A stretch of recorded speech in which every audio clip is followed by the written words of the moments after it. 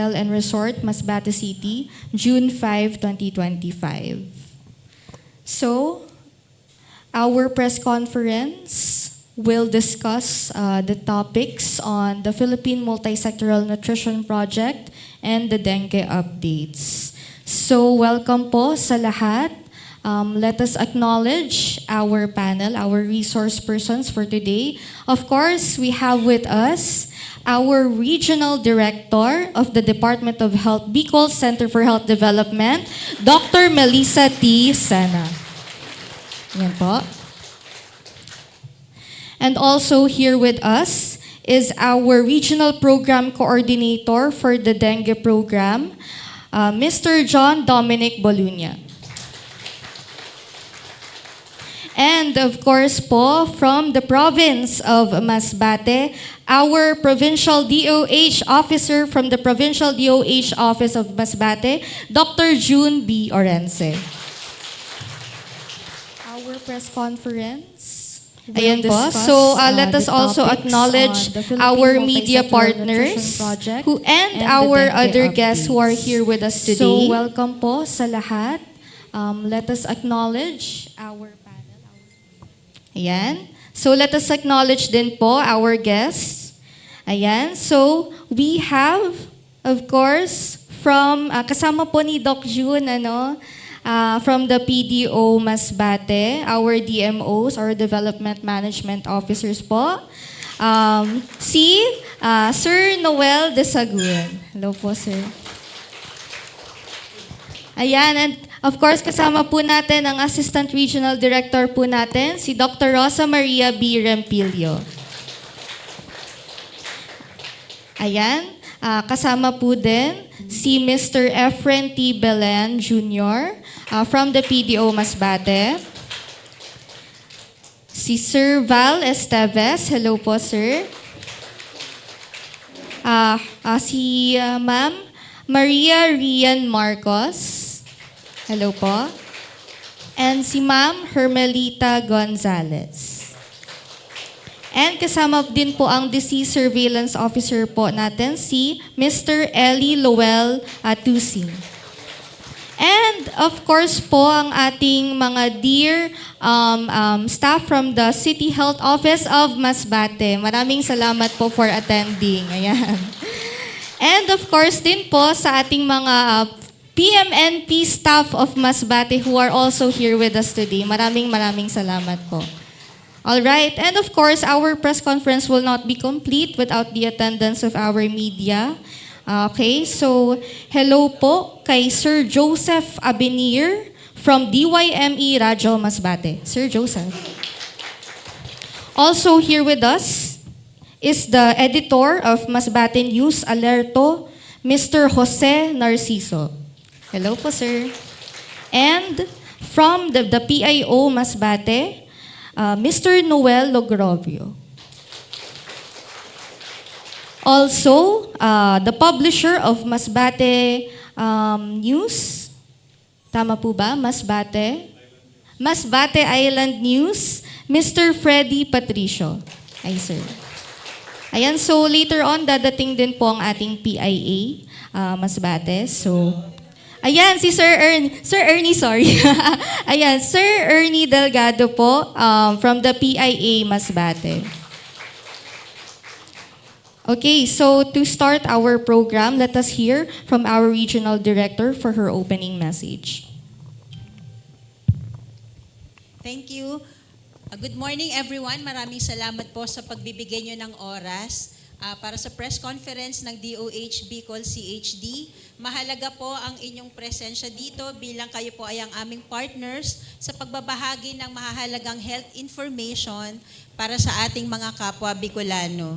So ang objective po ng press conference na ito, katulad po ng nasabi na kanina, ay para mag-share ng mga mahalagang updates and key messages from the Philippine Multisectoral Nutrition Project at also Dengue Prevention and Control Program. We will reaffirm the commitment of the DOH Bicol Center for Health Development to protect the health and well-being of our communities at most importantly, to strengthen our collaboration with our media partners in Masbate and also in the Bicol region in general to ensure that our health programs, health reminders, and also services reach every household in the province. Dahil po sa DOH at sa Bagong Pilipinas, bawat buhay mahalaga sa 8-point action agenda ng ating administrasyon, gusto natin bawat Pilipino ramdam ang kalusugan at nade-deliver natin ang ligtas, dekalidad at mapagkalingang serbisyo. Yun lang po at may susunod pang mga presentation. Sana po ay maibahagi natin to sa ating mga kapwa Bicolano para po mas maalagaan nila ang kanilang sarili at ma-share din sa kanilang mga household. Thank you. Maraming salamat po, RD Sena. So, para po sa ating unang topic is the dengue awareness and case situationer to be given by our entomologist 3 from the Dengue Regional Program, Mr. John Dominic Balunya. Hello po, good morning everyone. Saktong-sakto po, nalalapit na po ang tag-ulan. Usually kasi pag maulan, tumataas po ang dengue cases. Sige po, start po tayo. Sige po, ano po yung dengue? Ang dengue po is a flu-like illness po. Lahat po tayo pwede maapektuhan from infants to adults. Yung symptoms siya po appear within 3 to 14 days, average of 4 to 7 days after the infective bite. Next po. Siya po yung pinaka-most important vector-borne disease. Ang dengue po hindi na lang po tag-ulan, kumbaga whole year round po may dengue case na po tayo. Potentially po yung complication niya po is deadly po, pero pag na-handle po siya ng physician and nurses po, usually po nagsasurvive po ang patient. Meron po siyang 4 na serotype. Serotype 1, 2, 3, and 4. Ibig po sabihin yan, pwede po tayo magkaroon ng dengue na 4 na beses. Po. Yung 1 and 2 po, siya po yung nagmamanifest ng dengue hemorrhagic fever. And 3 and 4 po, medyo light po siya, yung mga symptoms niya. Ito po, a viral infection transmitted by bite of an infected female Aedes mosquito. Ibig po sabihin, sa lamok po ang nangagat po is female lang po. Walang lamok na nangagat na lalaki. Kasi po, yung female po kailangan po nila para po sa development ng egg po nila. Tandaan po babae lang po ang nangagat sa lamok. Next slide please. Ito, para ma-prevent po natin ang dengue, kailangan po natin alamin kung ano po yung vector niya, which is the mosquito po. Ito po yung life cycle ng mosquito from egg to adult. Bali po yung egg, larvae, and pupa, ito po yung aquatic phase niya. Yan po yung pinakamaganda para magkaroon po tayo ng activity or intervention po to prevent dengue habang nasa aquatic phase pa po sila.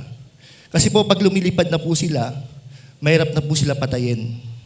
Dito po sa aquatic phase, from egg to pupa po, nandyan lang po sila sa container. Kumbaga, madali lang po sila hanapin. Okay po, next. Ito po yung characteristic ng dengue vector or yung bionomics po. Yung egg niya po is very hard, kumbaga po mahirap masira. Tapos po nag-i-stick po siya sa wall ng container. Mapapansin niyo po yung container na may kitikite. Sa gilid po nun may parang pine na buhangin. Yun po yung egg niya, doon po siya dumidikit. Tapos po, can survive po up to 8 months po. Kahit po madry yung container, makakasurvive po siya. Pag nalagyan po siya ulit ng tubig or kahit moist lang po, pwede po siya masurvive, ma-hatch into adult. Tapos yung flight range niya po is 50 to 300 meters. Tapos yung mating niya po, take place within 24 hours after emergence. Kumbaga po, pag galing niya sa aquatic phase, after 24 hours po, maghanap na po siya ng kamay. Males court females by chasing. Tapos ito po yung isa pang characteristic niya po, si Aedes mosquito pong lalaki, medyo babaero po siya. Compare po sa ibang mosquito tulad ng Anopheles po. Kasi si Anopheles po yung nagkakos ng malaria, ano po siya, isa lang po ang kamate niya sa buong buhay niya. Si Aedes po, babaero yan eh. Kung ilang po yung kaya niya. Sige po, next. Yung feeding habit niya po, alam naman po natin, yung Aedes mosquito po, day biter po siya. Pero may dalawa po siyang peak. is 1 to 2 hours after sunrise and 1 to 2 hours before sunset. Takes blood meal every 2 to 3 days. Bites indoor and outdoor. Kumbaga, si dengue po, di tulad ng ibang mosquito, nagbabite lang po sa outdoor po. Siya po, both outdoor and indoor po, nagkakagat po siya. Can feed on both humans and animals, pero po si animals, di siya nagkakaroon ng dengue virus. Di po siya naapektuhan. Oviposition po, or kung saan siya nangingitlog, ito sa clean stagnant water on artificial containers, si Aedes aegypti po siya. Natural containers po, si Albopictus. Usually po si aegypti po sa mga urban areas po siya ng presence po. Tsaka si Albopictus po sa mga rural areas po siya. Next. Ito po yung itsura ng Aedes aegypti and Aedes albopictus. Ayan, makita niyo po yung thorax niya po, yung upper part po ng likod po ng mosquito. May large shape po si aegypti compare po sa albopictus na isang linya lang po. Yan po yung makita niyo yung lamok usually sa bahay. Next po. Yan, mapunta po tayo sa kitikite. Kasi po kami sa Bicol Region po, sa DOH po, meron po kaming entom lab. Nagpaparami po kami ng lamok, inaaral namin po yung characteristic, tapos tinetest po namin siya sa insecticide kung resistance na pa o susceptible pa siya po sa mga insecticide na binibili namin. Yan po. Yung kitikiti po, yan po, ma-differentiate po namin siya through Coombs scales po. Bali, sinisilip namin po siya sa microscope, hindi po siya ordinary microscope. Ang ginagamit namin po yung stereotype. Ayan po yung tinitingnan namin para ma-differentiate po. Next po. Ayan po. Pag malapitan po, ganyan po. Sige, next po. Mapunta po tayo sa strategy po ng DOH. Hanggang ngayon po, 4S pa rin po tayo. Pero di ba po, may naririnig na po tayong 5S. Is from central office po, stick po tayo sa 4S. Sige po. Isa-isahin po natin sila. Next slide. Sige, search and destroy po. Bali po, pag nakakandak po tayo ng search and destroy, di lang po yung walis-walis, linis-linis na po ng mga dahon, hindi po ganon. Ito pong mga types of container po, yan po yung dapat natin tingnan. Inside containers, outside containers, and natural containers. Bali, pag nagkandak po tayo ulit ng search and destroy, titingnan po natin to ha. Huwag lang pong walis-walis o linis. Yung mga pwede pong pangitlogan ng lamok, titingnan po natin yan. Bali, nakategorize po siya sa 3. Usually, yung inside containers po, nagiging breeding site po siya during tag-init po.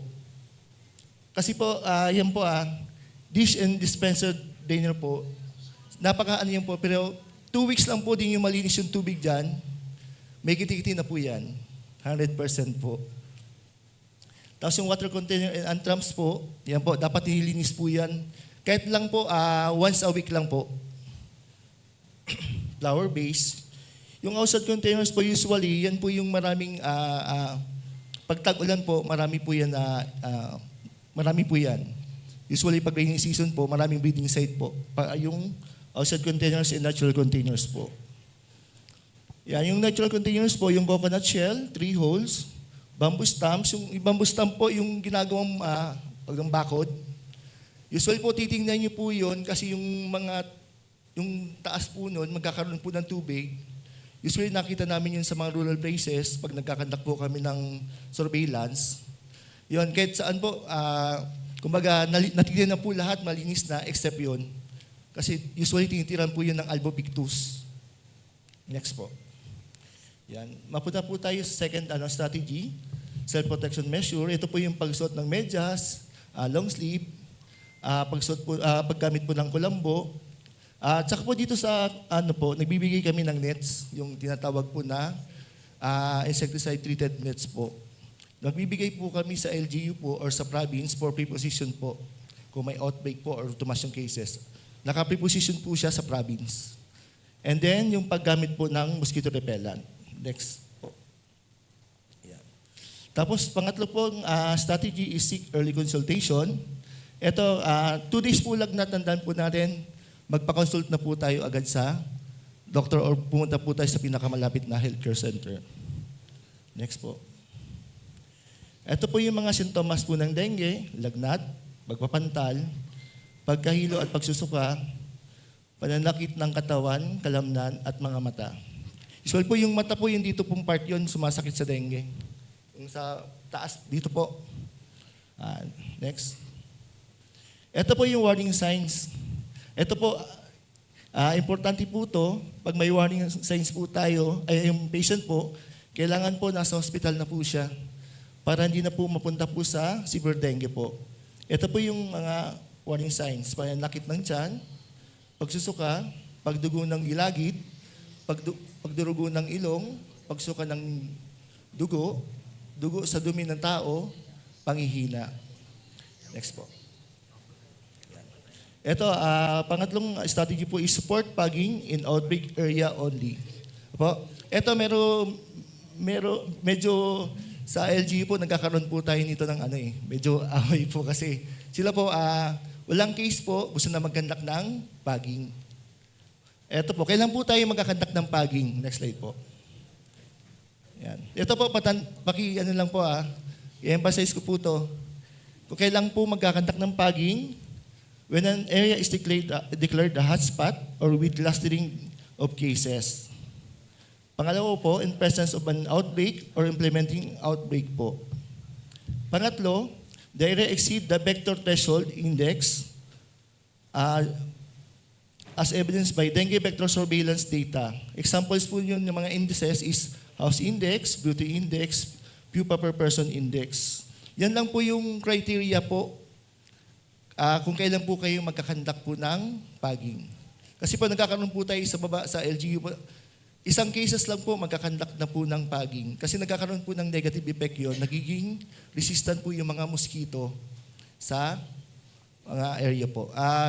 Based po sa testing po ng mga insecticide, si permethrin po, medyo yung ibang mosquito po sa Bicol region, resistant na po siya.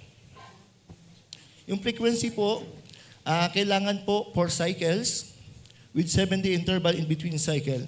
Hindi po isa, dalawa, kailangan po tapusin yung 4 cycle. Bakit po?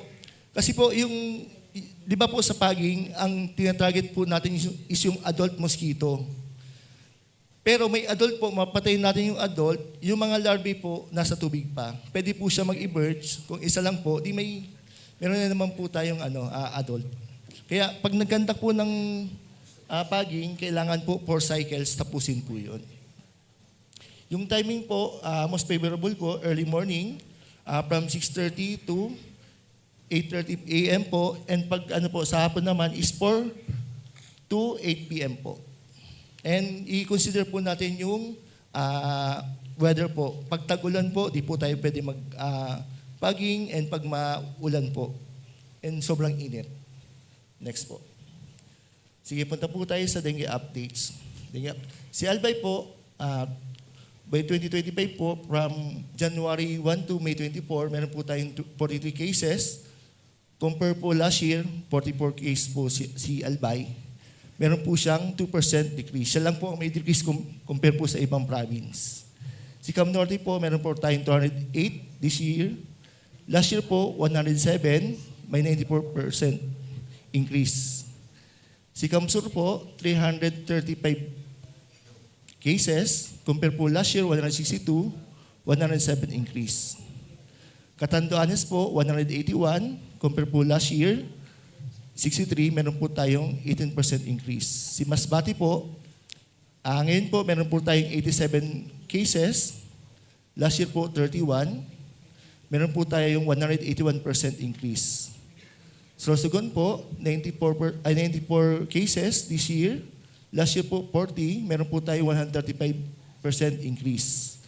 So yung others po, ito po yung from other region na nagpa-test or na-test po dito sa Bicol region. Meron po tayong 4 this year. Last year po, meron tayong 3.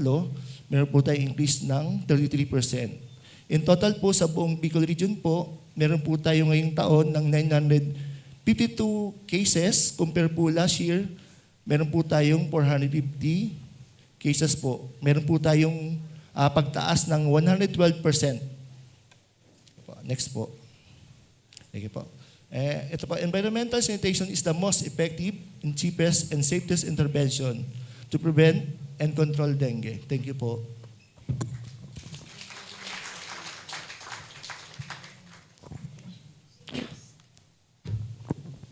Thank you very much po, Sir John Dominic Bolunia, Regional Program Coordinator, Dengue Program, DOH Bicol. So now, before we move on to the next topic, let us acknowledge our additional media here. And from the publisher po of Panahon Weekly, Miss Feline Villarais. Hello po. And Sir Jesse Parion, publisher of Rodeo Tabloid. Hello po, sir. All right, so proceeding to the PMNP updates to be given by our Provincial DOH Officer, Dr. June Orense.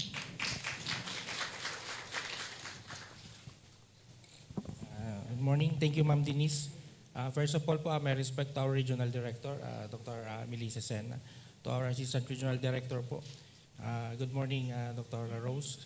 To our media partners, to the City Health Office of Masbate, HRH, to our DMOs and all present po, to Sir Nick. So this morning po, I am tasked to discuss the updates on the Philippine Multi-Sectoral Nutrition Project. So just a brief background po. So last year po, we already have our press conference regarding the PNMP updates po. So ito po yung parang continuously updates kung ano na po ang nangyayari sa ating PNMP. So for those who are una pa lang po na naka-attend sa PNMP press conference. So PNMP po is a project of the Department of Health. Kaya po siya multi-sectoral because it is a partners with different agencies. Example, the SWD, DepEd, PIA, and the rest of the national agencies po.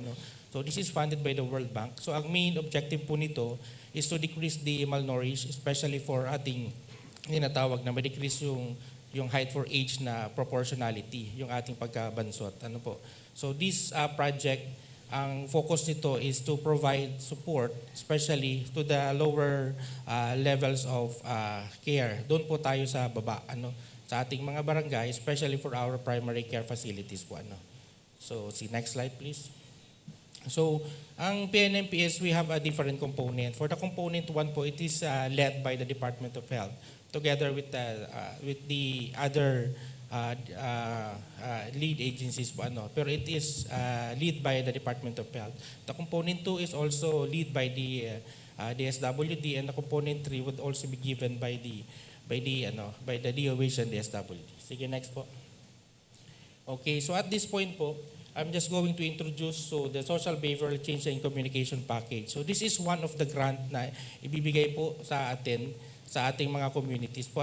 So we have 16 municipalities po na recipient dito sa province of Masbate. So each one of them will receive po this health promotion grant. So ano po itong health promotion grant? So ito po ang health promotion grant. Ito po ang mag-tailor fit doon po sa social behavioral change. So padaliin lang po natin. Pag sinabi pong social behavioral change, kumbaga, kung ano yung mga previous practices natin through the health promotions para mas maipalapit natin sa ating community kung ano ba yung ating tamang information and dissemination talaga, especially. So I'll just give one example. Example po yung ating mga pamahiin, yung mga, especially sa mga treatments, sa mga gamot. So this health promotion grant will focus mostly on the advocacy. Later on po, we will be flashing kung ilan yung amounts na may bibigay sa atin 16 recipient municipalities po. And kung ano pong mga programs ang kanyang in-include po doon sa funding. Next please. Okay po. So this is the health promotion grant, part of the social behavioral change. So for the province of Masbate po, merong allocation po tayong 25 million for the 16 municipalities po. So each one of them, you can just take a picture po. So for 1 year po, yan po ang mabibigay sa kanila. Starting from the Aroroy, Baleno, Balot, Batuan, Katayngan, Claveria, Kawayan, Dimasalang, Esperanza, Milagros, Mobo, Monreal, Vivi Corpus, Placer, San Fernando, and Uson. So ito pong 16 municipalities are identified based on the nutritional status for 5 years. Na ginawa po yung mga previous years. So next slide.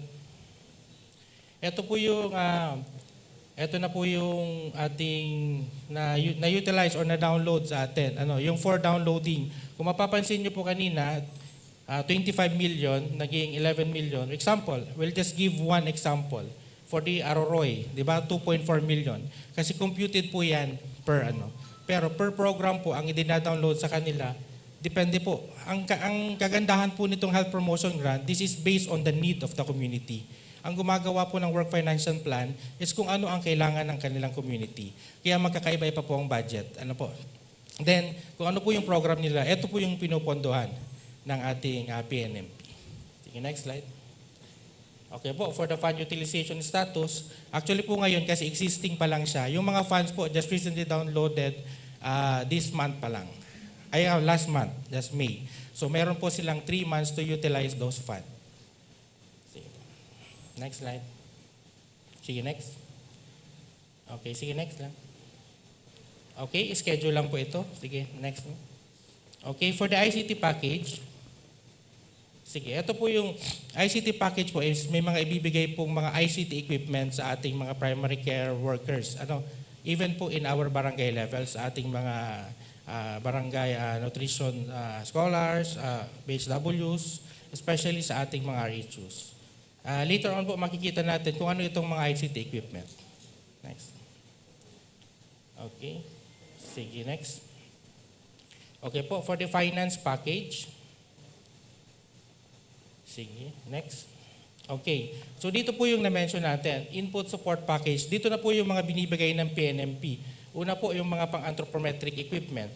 Papasok na po dyan yung mga sa adult and child, yung sa measuring tape, yung small and large trousers, 2-level boards.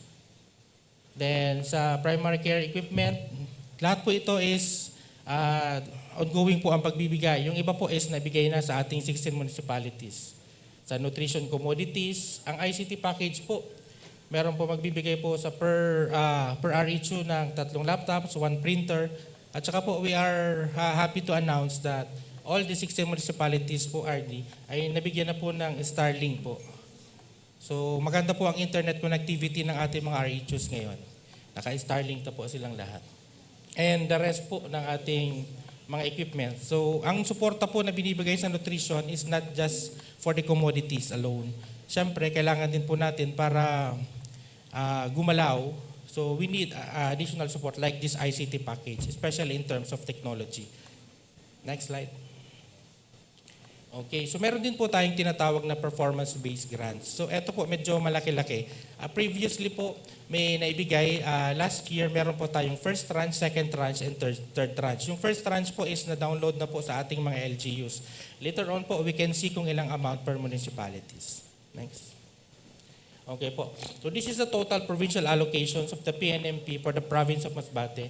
We have 266 million po, more than 266 million, 259,608.70. So ito po, hihati-hati po ito sa tatlo. Ano po, so per tranche po ito. Yung first tranche po is umabot tayo ng more than 41 million. Na-download na po ito lahat sa ating 16 municipalities as of July 2024. Kung matatandaan po natin last year, yan po na na-present natin. Na-download na po yan. So right now po, we are preparing for the second tranche for the 135 million 690,133.09. Ito po ay mabibigay sa ating mga LGUs. Ang target po is on December 2025. So meron po yung proseso, hindi lang po yan basta-basta na download. Meron po tayong tinatawag na internal verification done by our DMOs in our PNMP team, and external verifications, the outside po na mag-verify. Once they comply, especially maka 100% po sila doon sa external verifications, they would be entitled for this tranche.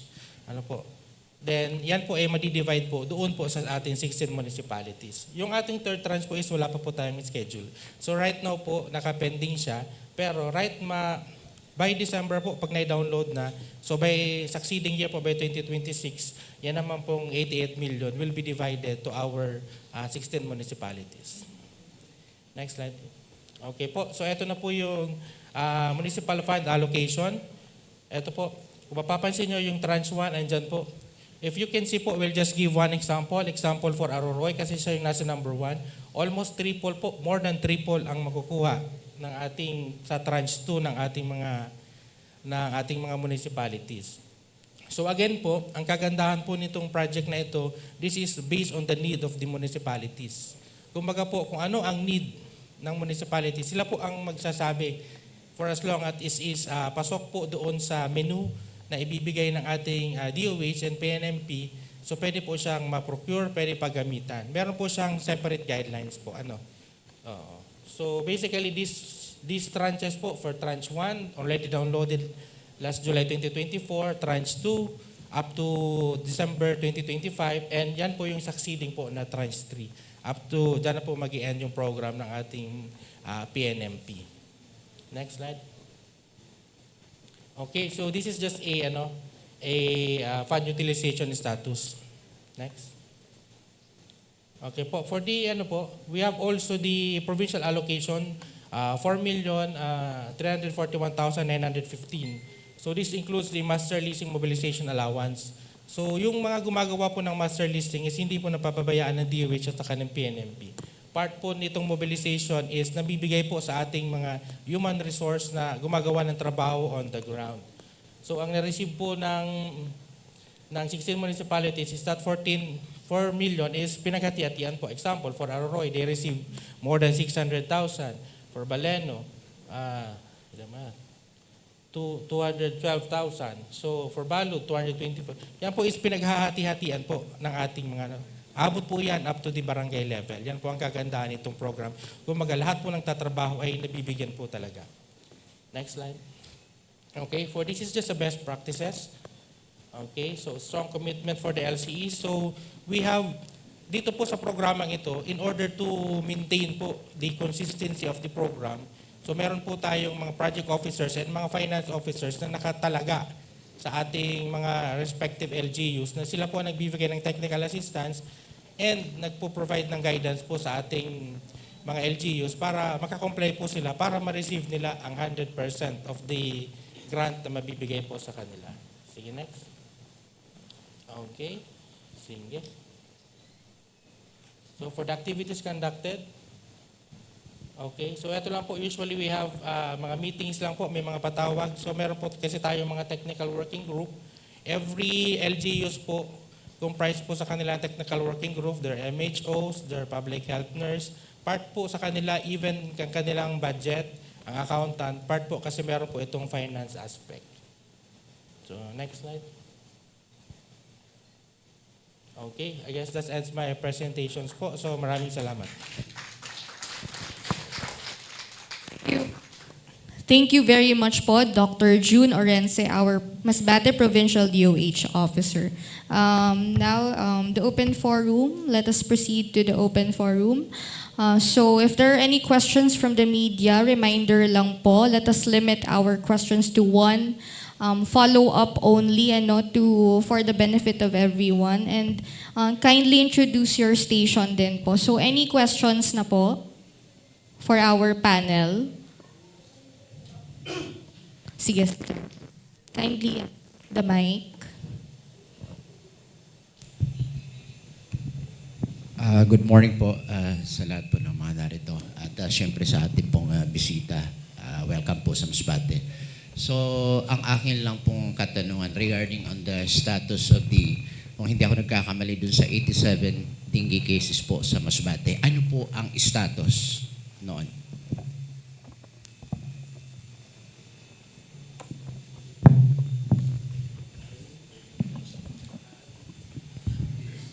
Sir, kindly repeat the question po about the Dun status. po sa dengue cases po na naipakita kanina sa ano na po ang status noong 87 cases po na naitala ng DOH?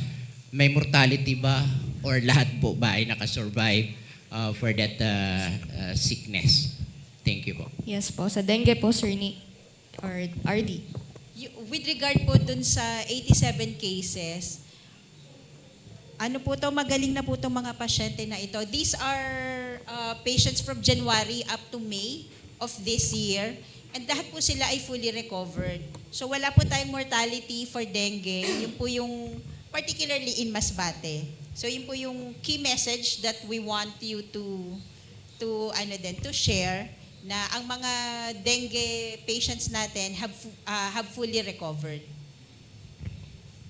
All right. Thank you po, RD. Any more? Good morning, everyone. With the statement of our regional director that the status of the patients were already cured, Question is that in terms of treatment of these patients in Masbate alone, is there really a capacity of all health centers, including the provincial hospital and all other health centers in the different municipalities or local government units in Masbate, ma'am? Iba-iba po yung kailangang management for dengue patients. So mahalaga po talaga yung early detection. Supportive treatment po ang ginagamit for ang management natin for dengue cases. Ito po ay viral infection. So wala pong, hindi po gumagana yung mga antibiotic ha, yun po yung sasabihin ko, because this is a viral infection. So dapat po masuportahan lang yung mga simptomas ng pasyente na gumaling. So kung early ma-detect yung pasyente, kaya po itong i-manage. Hindi naman po lahat ng dengue cases ay naa-admit. Yung mga ano bang tawag doon? Yung mga malala na late na diagnosis na ang alam po kasi natin talaga pag dengue nagbi-bleed, di po ba? Bumababa yung platelet count. Hindi naman po lahat ng pasyente ay umaabot sa ganun, lalo na kung early na detect. So, capable po ang ating mga primary care facilities to manage the mild cases. And also our hospitals here in Masbate are capable in managing our patients. Kaya po, katulad po ng presentation kanina, mahalaga po yung bayanihan aspect natin. Ang cheapest form nga is prevention po talaga na maglinis tayo ng ating mga kapaligiran. At kung magkaroon man ng ang sintomas yung ating mga kasama sa bahay, ipacheck po natin agad sa health facility para malaman po natin talaga at maagapan yung kanilang karamdaman. Thank you po. Maraming salamat, ma'am. You know, I asked that questions in support also to the management of the provincial hospital and other health centers.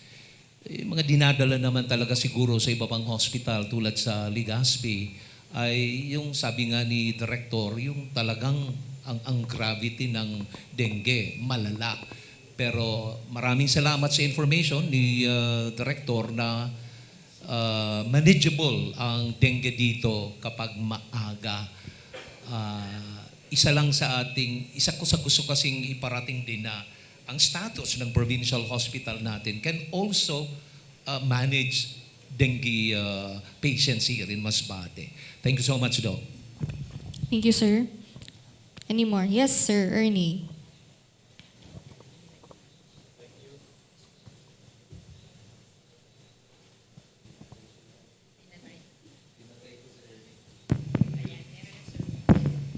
Thank you, Denise. May problema po ako kay Denise kasi nilimit niya sa isa ang question. More. Okay.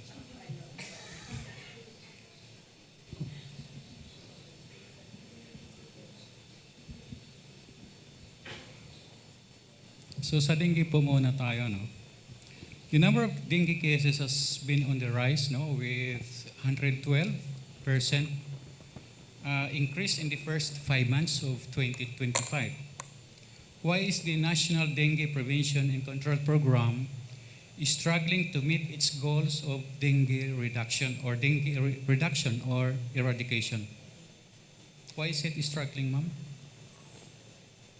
The National Dengue Prevention and Program. Why is the program struggling to meet its goal of eradicating Hello po. dengue? Actually, sir, yung sa program part, ginagawa namin. More on sa LGU kasi implementation. Yun nga sa strategy po ng DOH, di naman nagbabago.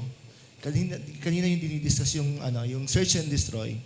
Pag kinandak, sir, yung search and destroy within site na maayos, wala po tayong problema. Kasi sa dengue po, pag wala pong vector, which is the mosquito, wala rin pong dengue. Yun lang po pinag. So sir, ang vision po talaga natin is to have a dengue-free Philippines. Tapos ang goal po is to reduce the burden of dengue in our communities. Pero mahalaga po yung tulong ng community, ng bayanihan. Kasi po hindi po kayang mag-isa ng Department of Health.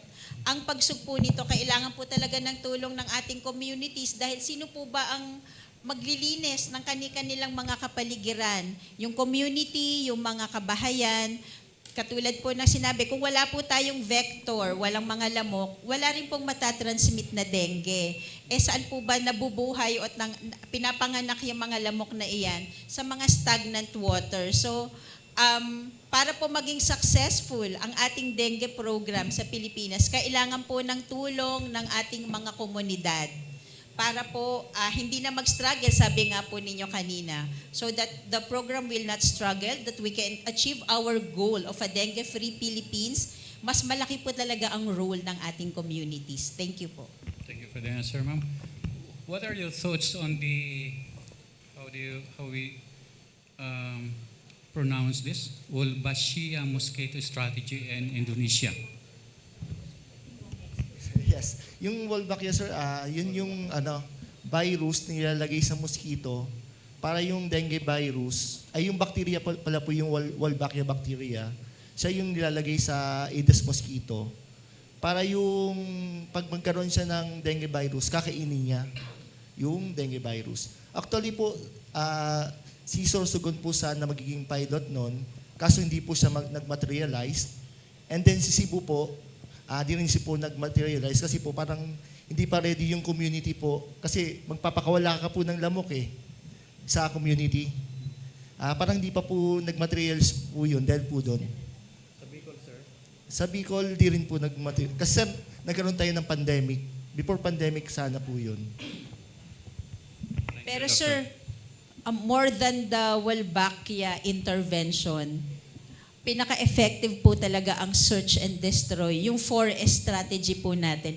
At mas mura po yun. Hindi lang naman po dengue ang masusugpo niyan. Marami rin pong sakit at mas magiging maaliwalas yung ating kapaligiran. So yun po, cheapest, most effective intervention. Thank you, ma'am. Pwede mo, tapos na po ako sa dengue, pwede na akong sa nutrition po. All right, sir. Go ahead po. Okay. For Dr. Orensi,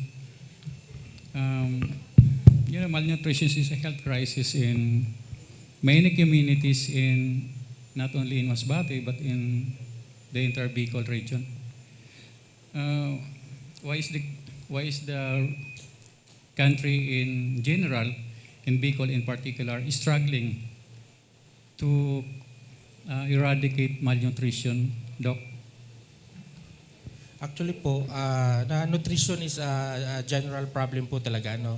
That's why this Philippine Multi-Nutritional Project is a very good project. It's very good to help. Pero po, syempre, ang impact nito will not be seen by next year or succeeding year. Because when we talk about the nutrition, siya po yung kabuuan ng ating kalusugan. Especially, ito po, ang kagandahan po ng Philippine Multi-Sectoral Nutrition Project, ang tinatarget po nila is starting from the womb. So, from the pregnant women up to 0 to 5 and the ating mga women with reproductive age. So, ito po talaga is to prevent, more on sa preventive aspect. Kaya lang po, yung mga ating po ngayon na mga existing na for example, yung mga ating sa community na mga stunted na or medyo bansot na, yan po ay parang nasa irreversible stage na. Lalo na po pag nasa school age, pataas na po sila. So kaya po, etong project ay sinisimulan po doon po sa mga habang mas bata pa po sila para po meron pa po tayong magagawa. And ito po is in support of the other mga national government agencies. Also po coming from the DOST for the technology, for the NNC, for the nutritional support. So ang kabuuan po nito is yung trabaho po ng ating DOH, katulong po ang lahat ng ating mga ahensya. Even po sa Department of Education, kasama po natin dito. Thank you, sir.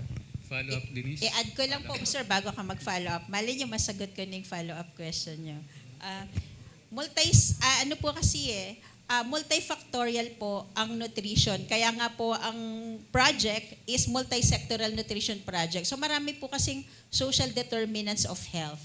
So for nutrition, hindi lang naman po kasi yung pagpapakain yung tamang pagkain at the right amount, right food, ganyan. So mahalaga din po kasi na masolve natin ang maraming factors. For example, employment, poverty incidence, education. Lahat po yan ay nagre-redound dun sa nutrition. Kung tama po, maganda po ang information at education natin sa ating mga pamilya, sa general public, alam nila kung ano ang tamang nutrition. Kung may trabaho po ang pamilya, so masusustain po nila yung tamang nutrition. So lahat po yan, kaya po kasama natin ng iba't ibang ahensya. So it's a whole of society, whole of government approach dahil hindi lamang po health ang nutrition. Marami po siyang factors. Thank you po. Go ahead, sir. Okay, this is the follow-up. India has a mandatory rice fortification to control vitamin and mineral deficiency. India, ma'am, doc. What's your thoughts on kasi that? po yung tanong nyo ay para sa Department of Agriculture. So yung rice fortification. So wala po kami sa tamang lane kung sasagutin po namin yung inyong katanungan. So we defer it to the Department of Agriculture, sir. Thank you po. Do you support that, ma'am, if implemented in the Philippines?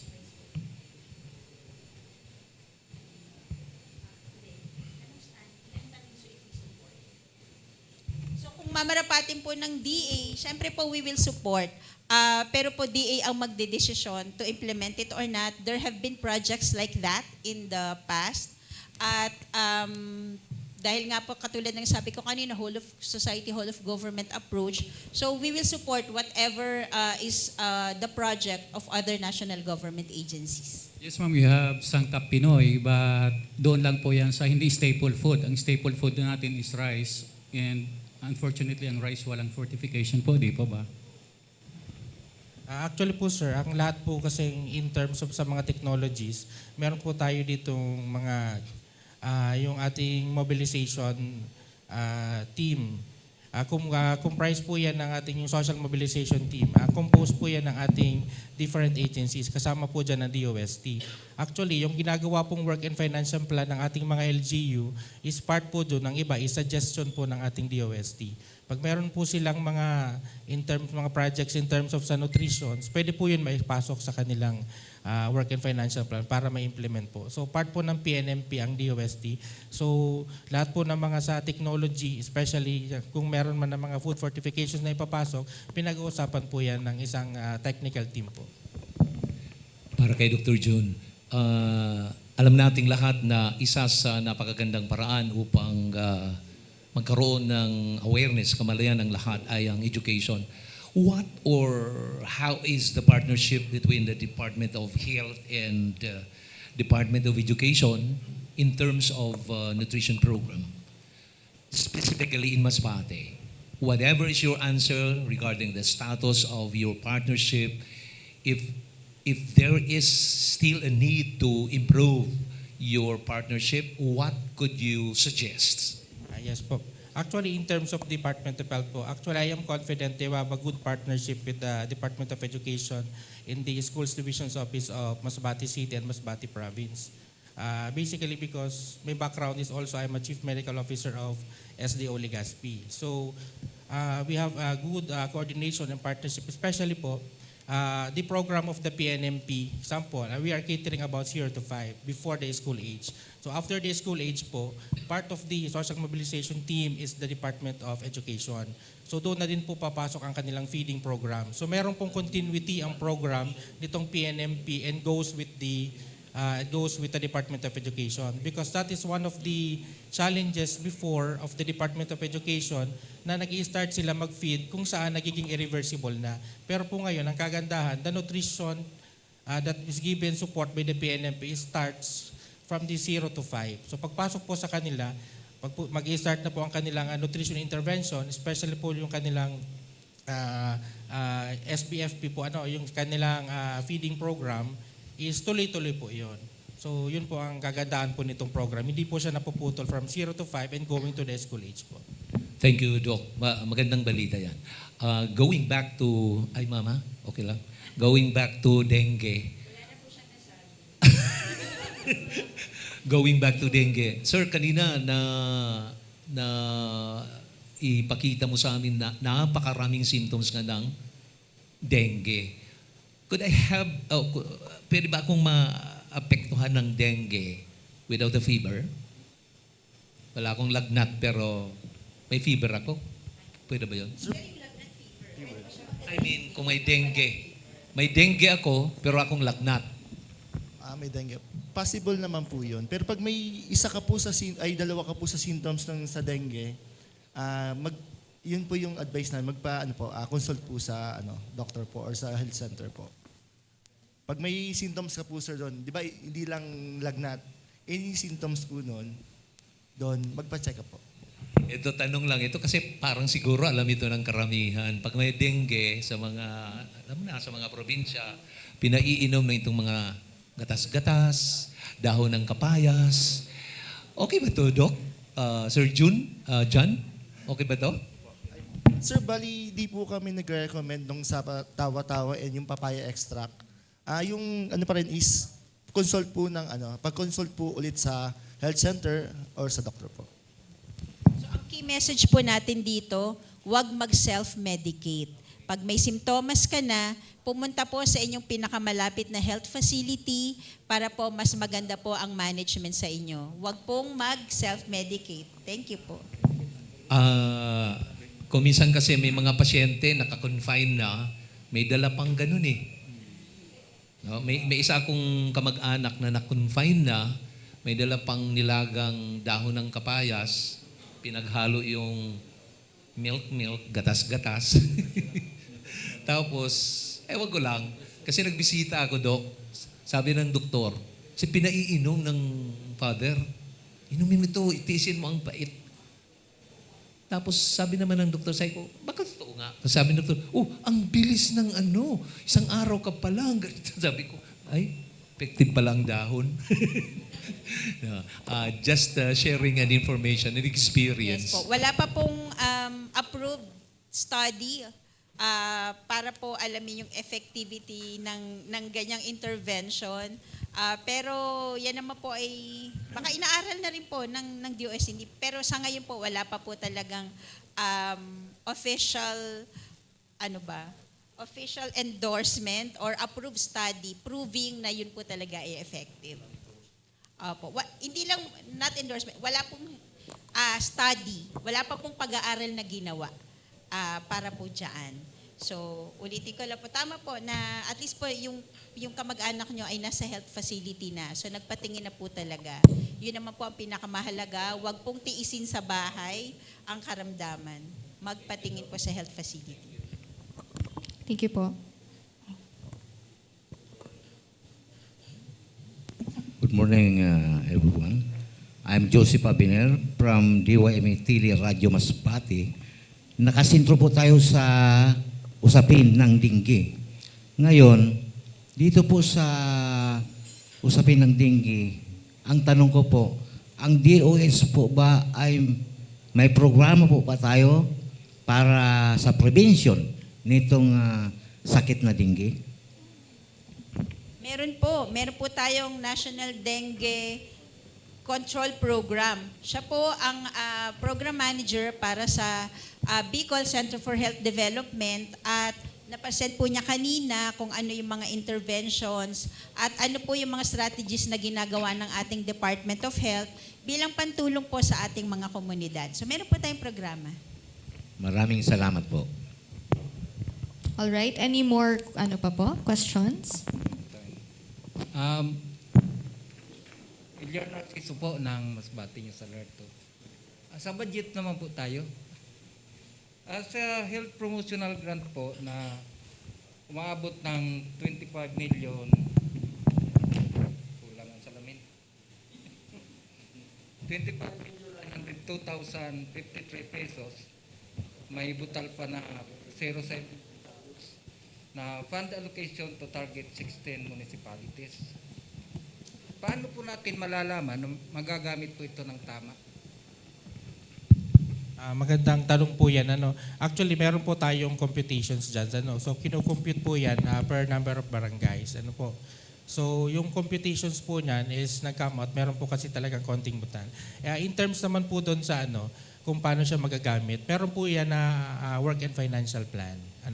Work and financial plan na ina-assist po ng ating mga project officers ng PNMP Masbate together with the LGUs po. So meron po silang approved work and financials plan at saka po napag-uusapan po yan ng kanilang budget accounting. Tsaka usually po, meron niyang kaakibat ng mga resolutions. So ang kagandahan po dito, this is also being monitored. Ano po? So lahat po nito, kaya nga po meron, yung mga susunod po mga programa, yung tinatawag natin para magkaroon sila ng performance-based grants, yung mga kasunod po niyan, yung mga other benefits na bibigay sa kanila, meron po tinatawag tayong internal and external validations. Ang internal validations po, pumapasok po ang ating mga PNMP Masbate together with our mga supervisors, ang ating development management officers to check po ang kanilang means of verifications na dapat po nagawa talaga ito.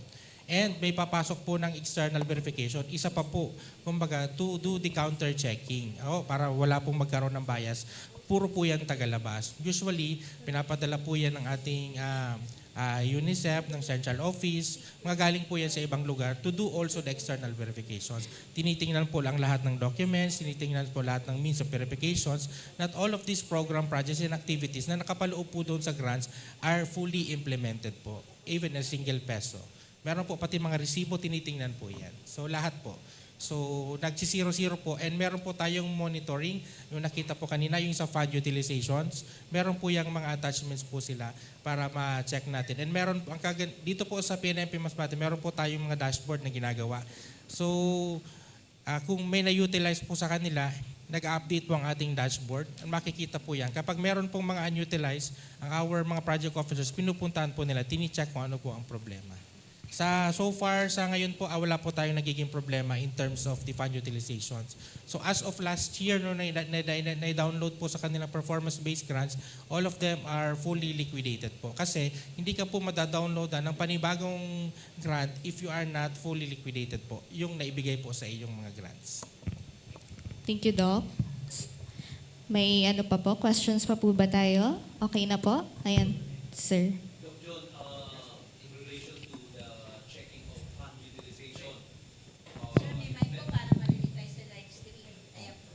This is also in relation to the checking of the fund utilization downloaded to the different local government units in Masbate specifically.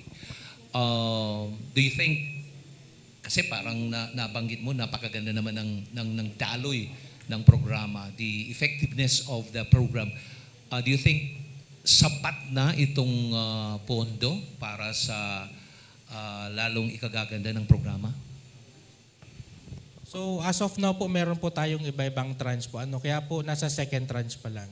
So after ng second tranche po, magkakaroon pa ng third tranche. So yun po sa mga tranche na yun, meron po silang ginagawang work and financial plan based on their needs. So ang tinatarget po talaga dito ng PNMP is mabigay yung lahat ng pangangailangan ng mga RHU based po doon na pasok po sa guidelines. So yan po, for example, yung isang performance-based grants po nila, sila po, magkakaroon na tinatawag na rapid assessment po sa kanila. Sila po ang magsasabi. I'll give one example, sir. Example sa isang RHU, kailangan po namin ng ganitong gamit, ganitong mga equipment, para po tumakbo ang aming primary care facilities. So yun po ang i-request nila. Based po doon sa fund na ibibigay sa kanila. So we are hoping po na yung lahat naman pong request nila, once approved naman po yung WFP, counterpart po ng ating DOH at sa kanyang LGU, na ibibigay naman po sa kanila yon. Idagdag ko lang, sir. Ito po kasi ay project, kaya po PMNP, Philippine Multisectoral Nutrition Project. So hindi po ito forever. So kung ngayon, sapat po ang pondo, pero dapat po, dahil matatapos po ang project na ito in several years, so dapat po i-take on ng probinsya at ng mga munisipalidad yung pagpondo sa mga proyektong pangnutrisyon sa kanilang jurisdiction. So ito po ay pang jumpstart to capacitate our municipalities and provinces. Pag natapos po ang project, we hope that the provinces, the municipalities ay capable na, not just technically capable, but also financially, napupundahan po nila yung programang pangnutrisyon sa kanilang mga lugar. Thank you po. Ayan, si sir po may question ata.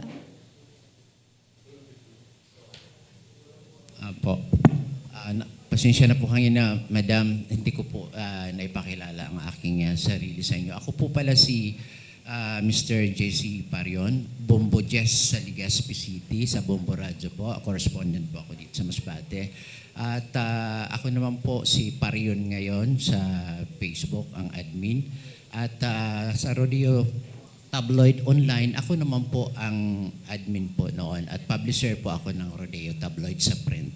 At doon po sa nabanggit kanina ay halos lahat po ay sa dinggi. Siyempre kailangan yung pamatay ng dengue, yung paging po natin. Ay, ano po yung the most effective way or solution at ano pong mga, sabi nga po ay ano doon, yung hinahalo doon sa pagpaging para malaman ng ating pong tama. Kasi ang iba po ay nagsusunog ng mga kung ano-ano po dyan, damo o mga halaman o yung mga patay na damo na kailangan pong sabi nga, sindihan at yung usok ay yun ang ginagamit nila. So, paano mabigyang linaw po yung ating pong mga manunood at tagapakinig kaugnay po dyan sa isyong yan para at least malinaw po para sa lahat. Maraming salamat po. Sir, actually yung paging, di namin siya inia-advise kundi naman kailangan.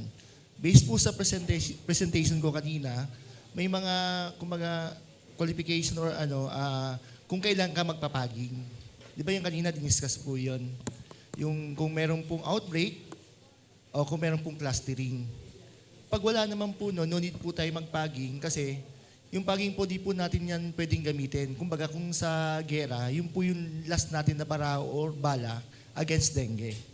Ako po lagi kong inano is search and destroy po breeding site.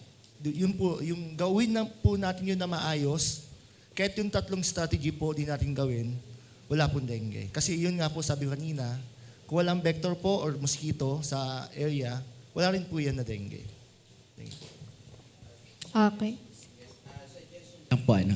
Siguro po magkaroon ng para matulungan yung community at saka yung barangay. Bakit hindi tayo gumawa ng MOA at or agreement between the DOH local and the barangay official para mas bumaba yung andun talaga sa ground manggagaling yung tulong mula sa ating mga barangay officials para matulungan nila ang community. Meron po kami mga dinideploy na health workers sa mga komunidad. So sila po ang parang arm ng Department of Health, ng Bicol CHD, na pantulong. So hindi na po kailangan ng MOA.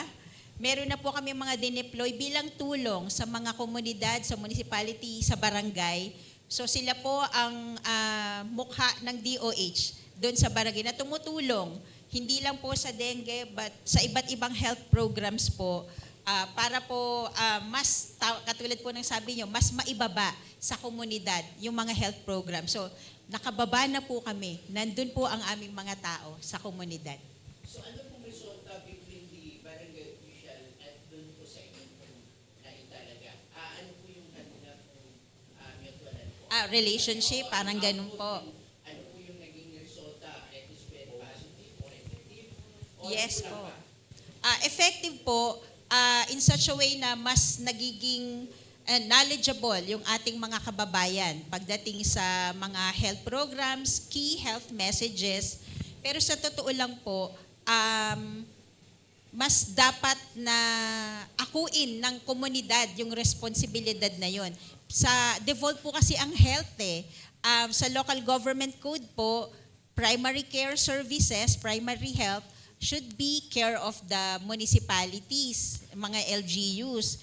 So, pero bilang pangtulong, dahil iba-iba po ang kapasidad ng mga LGUs, nagde-deploy kami ng HRH. Yun po ay stopgap measure. Sana po, mas maganda, mas nakakatuwa po na isipin kung walang nakadeploy na DOH dun sa komunidad. Dahil ang ibig sabihin po nun, kayang-kaya ng komunidad na i-manage yung kanilang health system doon. So kung may nakadeploy po, tulong po yun ng DOH, pero mas maganda po na hindi kailangan ng komunidad yon. So ma'am, siguro suggestion din na kailangan matutukan yung declogging po ng mga canals po natin para naman Ay, opo. So, yan po talaga ang pinapanawagan ko sa ating mga barangay, sa mga LGUs. So, panatilihin po nating malinis yung kapaligiran, yung pag-alis ng mga stagnant water. Part po yan ng search and destroy strategy. So, yan po talaga ay primary responsibility ng ating mga local government officials. So, sila po ay ating partners sa pagsugpo ng dengue. So, salamat po sa pagpapatupad ng mga 4S strategy sa dengue. Thank you. Thank you po.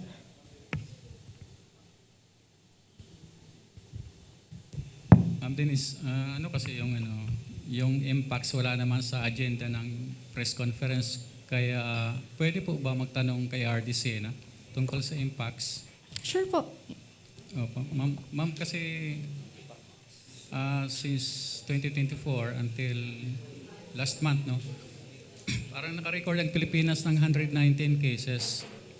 At sa Mindanao, may 3 regions na tumataas ang confirmed cases ng impacts. My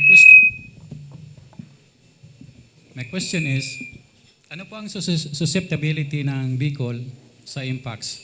At ano naman po ang response ng Bicol CHD sa threat ng impacts? So, sa ngayon po, may mic ba? Okay.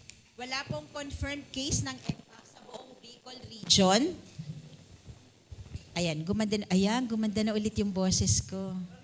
Repeat. Para mas maganda po, maganda na talaga.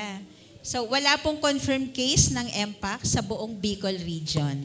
So, may isi-share po kami sa inyo na EpiCurve.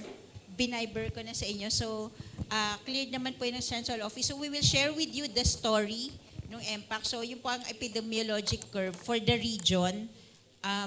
Na kinilir po naman para po ma-share namin sa inyo. Okay po, so we will flash po the EpiCurve po ng ating MPOX situation here in the region for everyone's perusal.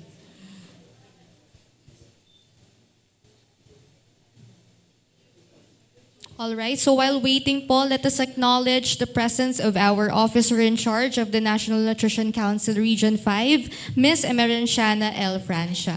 Hello ulit po, ma'am.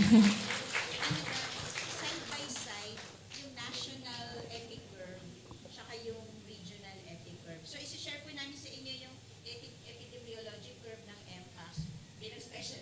So, yung national, na-share ko din si kanina, and then yung regional. Yes po. Yes po. So we will be sharing po the side-by-side comparison ng national and regional. All right.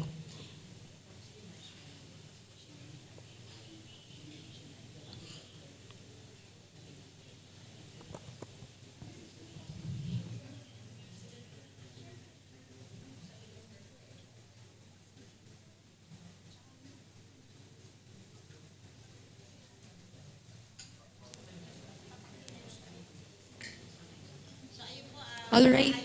Apo.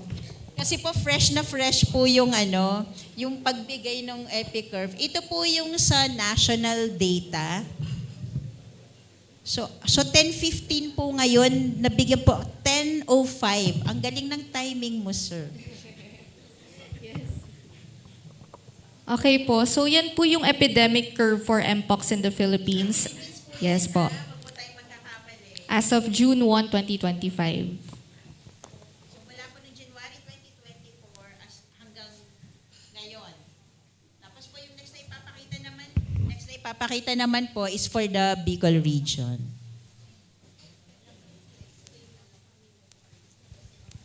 Oo nga. So ayan po, may mga suspect cases pero hindi naman po na-confirm. Kasi po 'di ba yung symptoms, pwede naman po siyang ibang sakit. So ayun na nga po, it turned out na hindi siya Mpox through laboratory confirmation. Suspect cases lang po, pero hindi po. Thank you po, sir. Yan. So thank you po, Sir Ernie.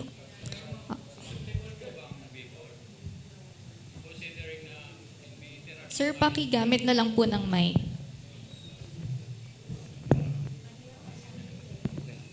Ma'am, To your question, so, susceptible po ba ang Bicol?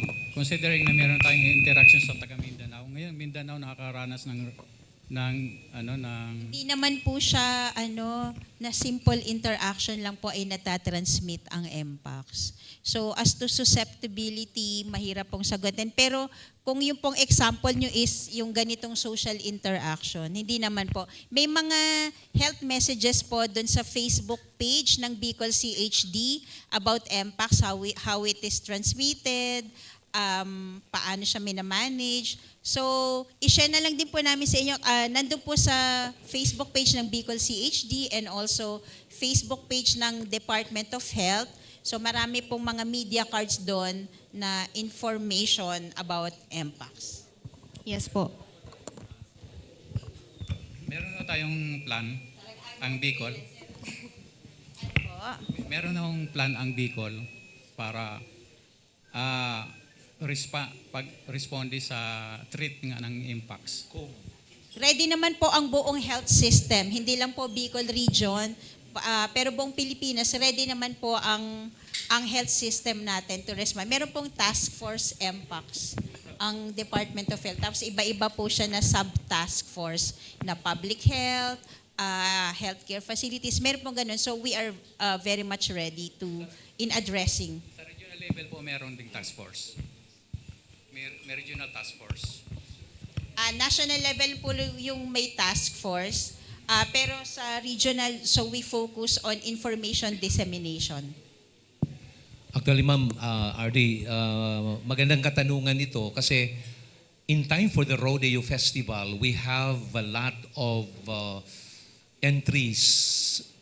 It's a group of players, cowboys and cowgirls from Mindanao. Kaya siguro maganda malaman natin paano tayo maapektuhan, may mga body contact ba, etc. Tapos pawisan ng mga players, etc.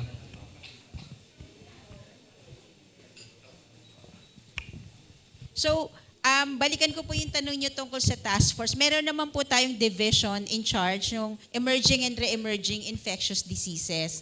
So, baka po kasi ang ma-take away niyo na message, wala sa Bicol region. Meron naman po yan. Lahat po ng Centers for Health Development, even at meron pong division na in charge, merong office, so it is the emerging re-emerging infectious diseases. So hindi lang po siya specific, pero lahat po ng diseases na, yun nga po, tawag is ERID or emerging re-emerging. So meron po niyan, meron pong opisina sa loob ng Department of Health that takes care of that concern. And dun po because may rodeo festival, katulad po ng sabi ko kanina, paki-check na lang po yung mga information dissemination ng Bicol CHD, pero hindi po siya natatransmit to casual contact or airborne. Hindi po ganon yung transmission. Thank you po, RD, for that clarification. And yes po, let's just follow po the DOH pages para po doon sa ating materials that we can share po sa ating mga outlets nito for the prevention strategies. Okay, so meron pa po bang mga tanong? If wala na po, we can just direct na lang po sa ating inbox or sa amin po diretso sa Media GC natin. Alright. So, thank you very much po sa ating mga media partners for your questions, and sa panel din po, maraming salamat. So, may we request RD po to stand and award yung ating mga certificate of appreciation to our dear resource persons. So, ayan.